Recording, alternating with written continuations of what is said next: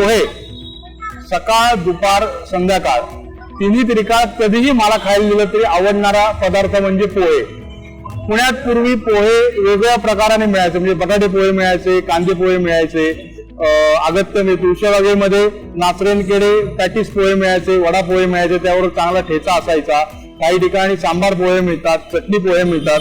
मात्र आता आपण आलो आहोत त्या हिराबागेजवळच्या अमित उपहारगृहामध्ये। तिथं मटकी पोहे हा पदार्थ गेल्या अनेक वर्षांपासून खूप चांगल्या पद्धतीनं सर्व होतो आणि लोक फक्त मटकी पोहे खाण्यासाठी इथं खूप मोठ्या प्रमाणावर गर्दी करतात। अत्यंत चांगल्या चवीचे मटकी पोहे, तुम्हाला तिखट हवे असतील तर तिखट, मध्यम हवे असतील तर मध्यम आणि एकदम गोडसर हवे असतील तर गोडसर, अशा सर्व चवींमध्ये हे मटकी पोहे तुम्हाला इथं मिळतात।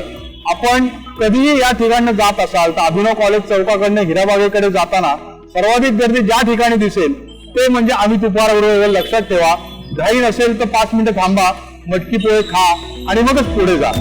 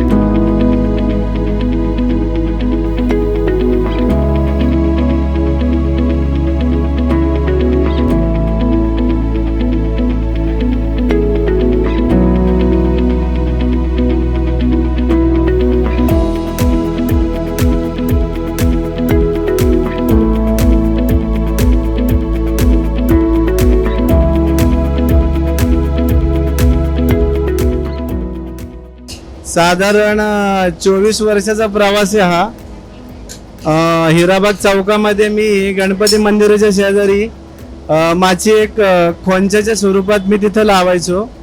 माझं घर वनराज मंडळपाशी होतं। मी घरी बनवून गाडीवरनं माल आणून तिथं विकायचो।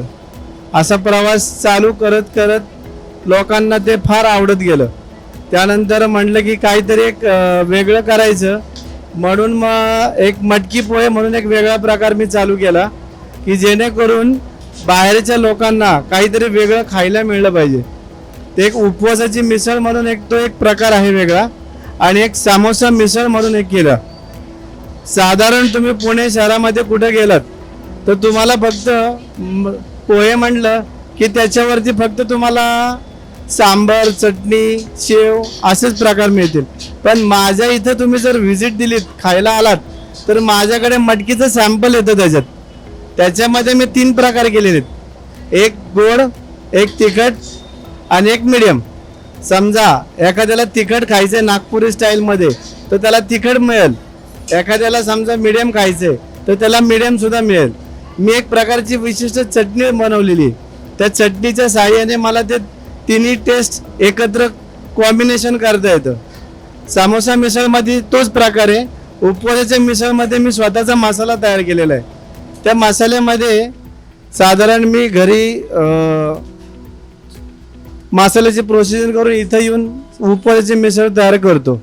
तर त्याचाही गणित एक थोडंसं वेगळं आहे।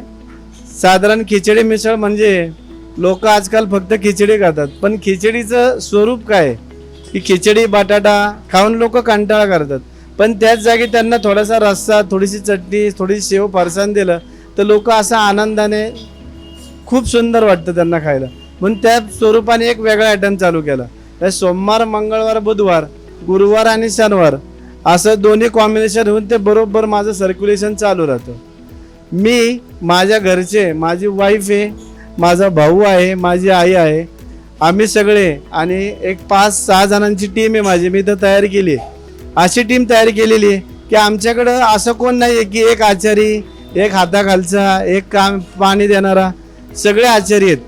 तुम्ही कोणालाही सांगितलं तरी तो मुलगा तुम्हाला पोहे माणूस देणार. म्हणजे कोणाचं काम ठरलेलं नाही आहे, जे काम समोर पडेल ते काम तो करतात. असा नियम आहे इथला की लोकांपेक्षा वेगळं काहीतरी.